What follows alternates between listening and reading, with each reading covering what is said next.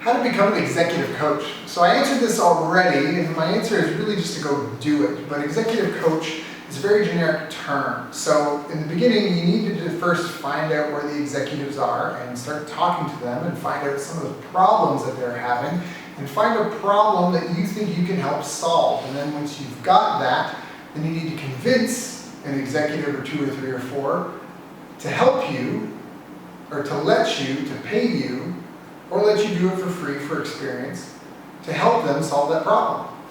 And now you're on your way to being an executive coach. You know, that's really it in the beginning.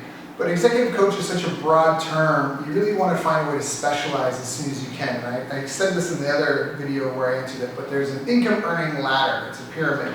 And at the bottom of the pyramid, you have generalists. So at the bottom are generalists. And this is like a dentist. A dentist makes whatever any dentist makes in that part of the country, that city. That's what generalists make in that field. Then you have a specialist, like an orthodontist. And the orthodontist will get paid more. The dentist might be able to solve the same problem the orthodontist does, but it'll be clumsy because they haven't had the training and experience in solving that specific thing. So the orthodontist makes more money because you have a greater certainty, you have more confidence in successful outcome, right? So you pay the specialist more than the generalist, even though the generalist might be able to figure it out. The person who makes more than a specialist is the trainer of specialists. And again, you would pay the trainer more because you would expect a higher standard from them. They may not be the best in the field, but geez, if they're training specialists, you should get at least industry average.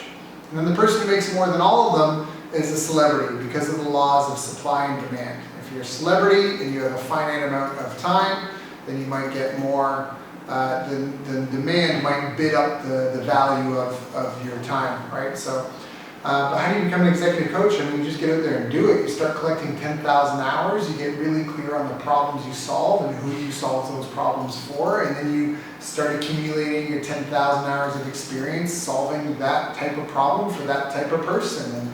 And really, that's how you do it. You get going. I would advise you to invest in yourself in training and education and trying out other people's programs and seeing what their executive coaching is like. But I also would advise you to avoid the idea that a weekend certification program would ordain you qualified. You might get some sort of certificate. There's lots of associations that you can join.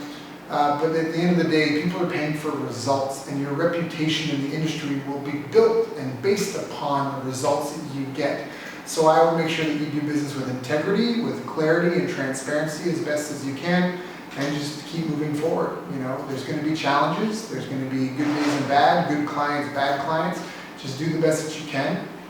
And, depending where you're at in your life, maybe in the beginning, your main concern is covering your living expenses, your rent, groceries, that. But once you've got that covered, I really would encourage you to just pursue excellence and enjoying playing that game, being in that industry, because I think you'll just have a better time, you'll have more success, you'll be more creative, you'll be more magnetic to people around you, I think, too. And I think that that's a really important part of it, And then also something else to mention is there's two parts of executive coaching. One is doing the work to help solve that problem. So again, as a coach, your role is to help your player, in this case the executive, play the game better. Whether it's with fixing their mindset, their diet, their sleep, their business skills, their negotiation skills, their marketing skills, their whatever, right? One is helping them do that, but the other one is helping them see what you've done. So it's the reporting component. Again, this is something that I still am working on being better at, but I really learned that one part is doing the work and the other part is like reporting on the work that you did. So that way they see it and they see the value and it's acknowledged and recognized. So it really helps if, as an executive coach, you find ways that you can measure the improvement, the results for your clients. I think that'll go a long way in helping you and them get more from the experience. If you'd like to learn more information on topics like this, or if you'd like to check out some of my programs, you can go to bestbusinesscoach.ca.